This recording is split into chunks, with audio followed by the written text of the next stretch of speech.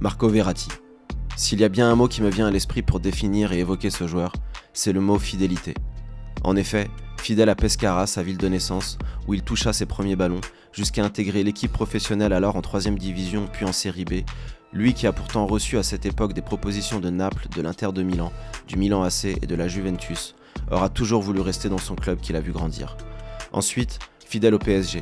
En effet, il aura passé 11 saisons dans le club de la capitale, tombant amoureux de Paris et ayant même appris le français assez rapidement, puis naturalisé et possédant même un restaurant à Paris, preuve d'une volonté de vouloir s'intégrer au pays et s'inscrire dans l'histoire du club. Puis fidèle à lui-même, malgré son tempérament, explosif sur le terrain balle au pied et protestataire face aux arbitres, ses prises de risques autant dans le jeu que dans la multiplication des cartons reçus, ses entraîneurs, ses coéquipiers et la presse auront toujours essayé de lui faire comprendre qu'il fallait changer cet aspect de son football, et lui n'a jamais voulu changer, restant fidèle à sa personnalité. Rien ne disposait le petit hibou à devenir footballeur professionnel. Enfant, il avait un retard de croissance et les médecins avaient conseillé de lui donner des hormones pour atteindre au moins 1m70 à l'âge adulte. Mais sa famille refusa et il finira par atteindre les 1m65. Mais les lacunes physiques du petit Marco ne le découragent pas, car en effet, l'amour du football était plus fort que tout. Il passe ses journées à jouer au football avec ses copains dans les squares et dans la rue. Il dira même que c'est comme ça qu'il a appris à jouer dans les petits espaces, une caractéristique principale qui fait de Marco Verratti le joueur qu'il est devenu.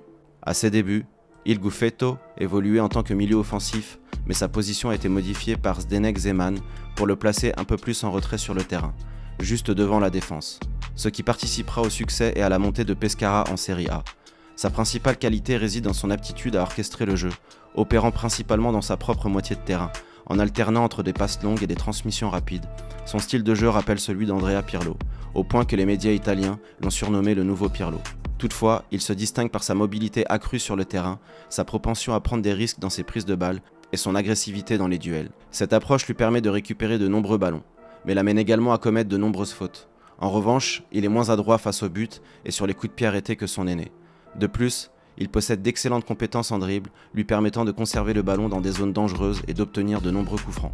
En 2012, repéré par l'émir du Qatar, il rejoint le Paris Saint-Germain, la même année que les arrivées de Zlatan Ibrahimovic, Thiago Silva, Lucas Moura et Ezequiel Lavezzi. Tout de suite titulaire dans le milieu parisien avec Thiago Motta et Blaise Matuidi sous les ordres d'Ancelotti, les supporters découvrent un joueur aux qualités exceptionnelles, en plus d'une personnalité attachante, souriante et sensible, n'hésitant pas à pleurer lors du départ de Zlatan Ibrahimovic en 2016, avec qui il avait créé une vraie relation amicale. Mais tout n'est pas rose pendant les 11 saisons passées au Paris Saint-Germain.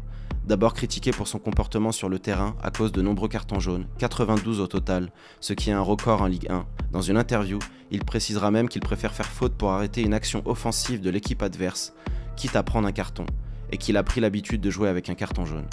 Ensuite, c'est son hygiène de vie qui est pointée du doigt. Réputé fêtard et fumant des cigarettes, la presse lui reproche les conséquences directes de sa vie en dehors des terrains, avec plus de 30 blessures sous le maillot parisien, comptabilisant ainsi 746 jours d'absence.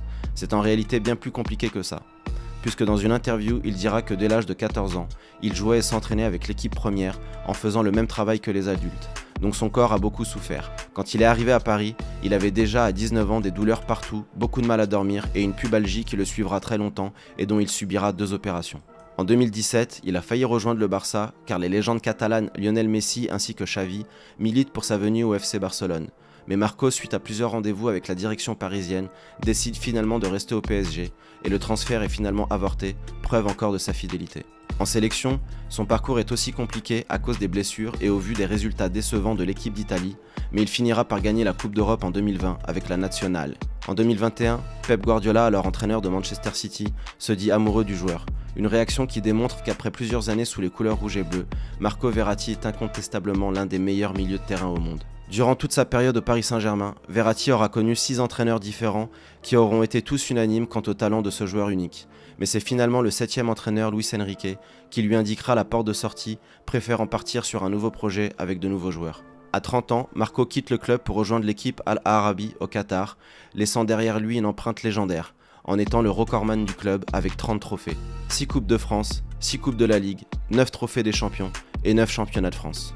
Considéré comme le chouchou du parc, il restera à jamais dans le cœur des supporters. Ainsi une page se tourne, mais pour tout ce que tu étais et tout ce que tu as fait, au nom de tous les supporters du Paris Saint-Germain, nous te disons merci Marco.